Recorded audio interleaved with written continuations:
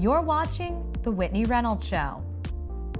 Our next guest is here to share her personal journey of self-discovery and how her path to finding her true self included some dark roads, but through that, she's discovered her bright light. Let's welcome her out. Welcome to the show, Amy. Thanks, I'm happy to be here. So we've been talking about living your truth, and you have lived this in your own life and now are helping people find that for theirs. Absolutely. So what was it that got you to find out who Amy truly is? That's a great question. I thought I knew who I was through most of my adulthood.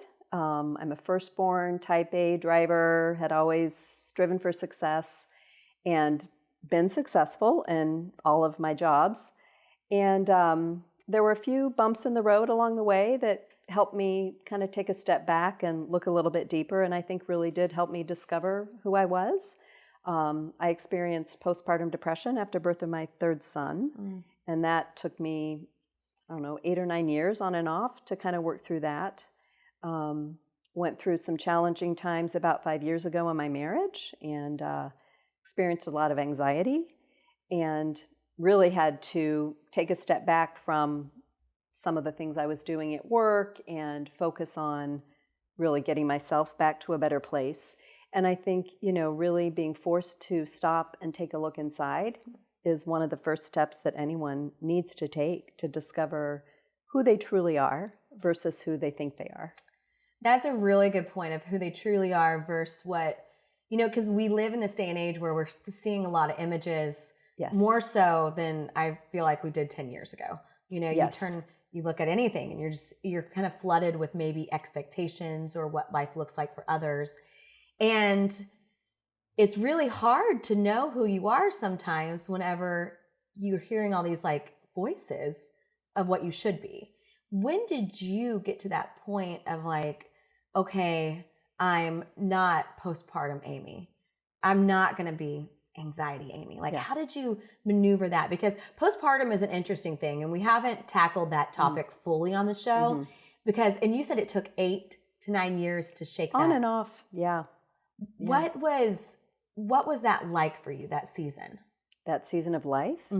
I remember describing it to people as feeling like I had a thick, heavy, wet wool Scottish blanket wrapped around me. And I was everything felt heavy. Trying to think clearly, trying to put thoughts together, trying to be joyful. That was one of the hardest parts for me. I had always been a pretty happy, joyful person, and I lost my joy. And so it really was challenging to just feel like you couldn't get out from under this blanket. And every day was a struggle. How did you eventually get out of that? Yeah, it was a combination of seeing my doctor, getting into counseling, getting onto the right medications, and for me, learning to ask for help. That's the powerful thing. Yeah, and it's hard because going back to what you led with, Yes. I was firstborn, very type A. It is hard sometimes to realize that you need help. And now you're actually helping others navigate finding their truth. Yes. So how do people look inward and discover who they were potentially called to be? That's a great question. I think it starts with giving themselves time and space to reflect. Okay. We live in such a fast-paced culture. The world is fast-paced. America is fast-paced. And we live in Chicago. We're a big city. Everything is fast. And people, I think, have so much of a focus on, I have to do more. I have to be more. If I'm not accomplishing 20 things at work and 10 things at home, I'm not valued. And there is no possible way to really understand who you are unless you slow down. And you have to be disciplined and carve out time to think versus do, to reflect, to sometimes it's helpful to find a coach or someone who knows what questions to ask you to get you thinking about certain things that maybe you hadn't looked at and causing you to look at things from a different perspective.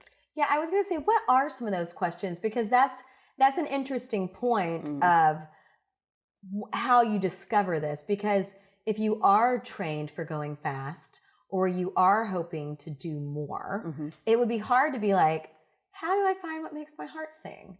Yeah. So time is the first thing, but then what are some of the questions we should maybe ask ourselves? Yeah, so here's a great question that I ask people a lot to reflect on. As you're going about your day, make note of the things that bring you energy or that drain you of energy. Ooh. Okay, so see what's draining you or energizing you. Right. And then what do you do with those when you discover them? Well, I have all of my coaching clients get a journal that specifically they're going to use for our coaching work together. And so if I were coaching you on that, I would say, okay, I want you to, for the next week, in your journal, every time you feel something bringing you energy or joy, make a note of it. Anytime you feel something that's toxic or draining you, make a note of that. And then when we get back together next week, we'll reflect on that a little bit. So that's a start. But I think really listening to yourself, because we're each created uniquely. And what brings you joy might not bring me joy. Right. So the things with the draining, would you say eliminate that? So I might encourage them, they can't stop it or they can't get rid of that person. But what they can do is find different ways to manage themselves. For example, if there's a toxic relationship at work, they can find ways, and I can help them find ways to manage themselves and their own emotions when they're in conversation with that toxic relationship, so that they can stay grounded and level. And find ways to exit. You know, if a relationship at work is getting toxic and volatile, you don't have to stay in that conversation, right? You know, and drawing that line. So then taking these things and understanding what makes your heart sing, right? Is that how we find out our truth? I think it's part of it. I think it's a big part of it. I think it's more than just knowing what makes your heart sing. I think it's also, you know, learning how you're created. And there are so many wonderful instruments out there that people in the business world use, but you don't have to be in the business world to use them. There's the Myers-Briggs Type Indicator. There's the Gallup, well, it's now Clifton Strengths Finders is a phenomenal one. There's the DISC profile. So there are lots of assessments that people can take that really help just reflect what their unique gifts and strengths are, what their growth opportunities are. But I find that people who can take the time to reflect and find out how they're uniquely knit together and what their true strengths are and work more within those strengths, that's living in your truth. That is powerful. And it's joyful and it's energizing. Not draining. Not draining. Yes. Yeah. Well, thank you so much, Amy, for coming on. My pleasure. For more information on today's show, visit WhitneyReynolds.com.